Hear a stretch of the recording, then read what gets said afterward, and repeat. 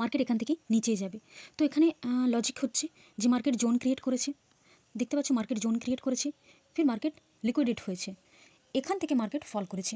তো first time break করে entry নেব না, দেখতে পাচ্ছ ব্রেকডাউন দেওয়ার পর মার্কেট রিভার্স করছে।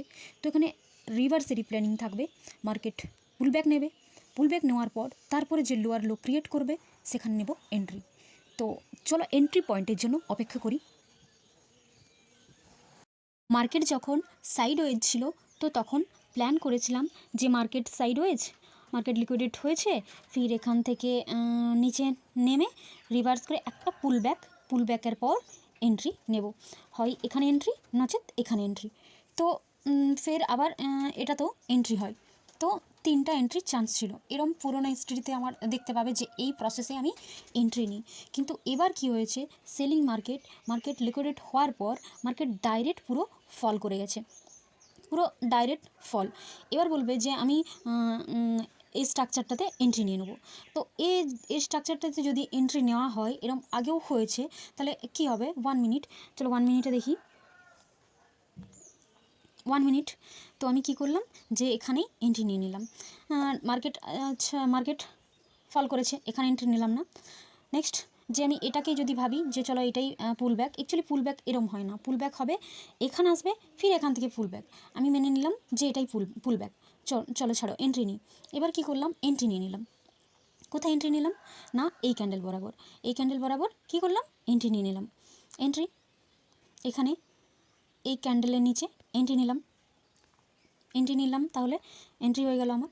এবার কি করে মার্কেট, এরকম স্ট্রাকচারে মার্কেট কি করে, এখান বরাবর ডবল টপ তৈরি করে রিভার্স করে এখানে যতগুলো সেলার এন্ট্রি হয়েছিল, এই যে সেলারগুলো তাদেরকে রিমুভ করে ফির আবার ফল করে বেশিরভাগ ক্ষেত্রে। তো এরকম কী করবে যে এখানে এন্ট্রি নিলে তুমি এন্ট্রি করিয়ে দিল, ফির আবার এখান থেকে ডবল টপ বানিয়ে এখান থেকে মার্কেট এবার ডাইরেক্ট ফল করা শুরু করবে। তো এরম স্ট্রাকচারে কি হয়, বেশিরভাগ আসল হিট হওয়ার চান্স থাকে।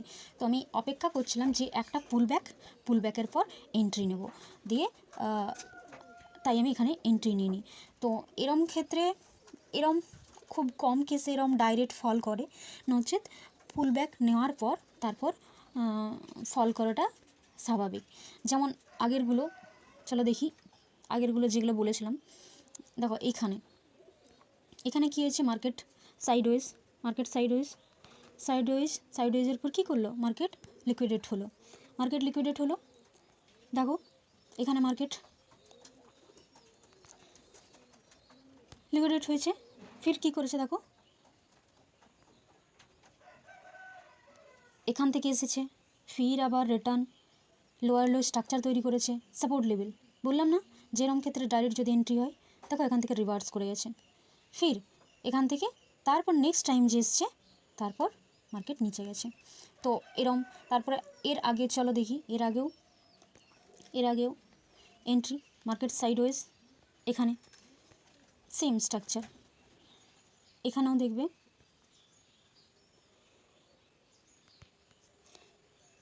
কী করেছে, মার্কেট জোন ক্রিয়েট করেছে। 5 মিনিট 5 মিনিট,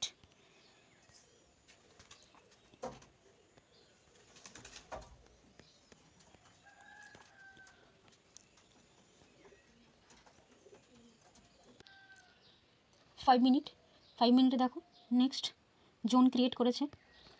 জোন ক্রিয়েট করার পর কি করেছে, মার্কেট লিকুইডেট হয়েছে। জোন ক্রিয়েট করার পর দেখো জোন ক্রিয়েট করেছে, মার্কেট লিকুইড হয়েছে, ফির লোয়ার লো একটা স্ট্রাকচার তৈরি করেছে, তারপর মার্কেট নিচে ফল করেছে। কিন্তু এখন যেটা বর্তমান করলো, পুরো ডাইরেক্ট ফল করেছে, মার্কেট ডাইরেক্ট ফল করেছে। দেখো এটা দেখো সেম লোয়ার লো ক্রিয়েট করেছে, তারপর মার্কেট ফল করেছে। কিন্তু বর্তমান স্ট্রাকচার ডাইরেক্ট ফল করেছে। তো এরম খুব কম দেখা যায়, পুলব্যাক এন্ট্রি সেটা বেশিরভাগ দেখা যায়, আর এরম ডাইরেক্ট ফল কম দেখা যায়, এতে অ্যাসেল হিট হওয়ার চান্স বেশি থাকে, তাই আমি এন্ট্রি নিই। আমি যদি ভাবতাম যে চলো ছাড়ো ব্রেকডাউন দেওয়ার পর এন্ট্রি নেব, তো ব্রেকডাউন দেওয়ার পর যদি এন্ট্রি নিই, তো এন্ট্রি ক্যান্ডেল দেখো কত বড়, এখানে এন্ট্রি কোথায় নেব, এন্ট্রি ক্যান্ডেলটা দেখো যে চলো টপ ভাঙতে দেওয়ার পর এন্ট্রি নেবো। এন্ট্রি ক্যান্ডেল দেখো, বাপরে এত বড় ক্যান্ডেলে এন্ট্রি নেওয়ার পর এসএল কোথায় রাখবো? এখানে যদি এন্ট্রি নিই, এসএল এসএল সেফ এসএল এখানে, বাপরে এত বড় ক্যান্ডেলের এসএল হবে, সম্ভব নয়, এখানেও সম্ভব নয়। চলো ছাড়ো।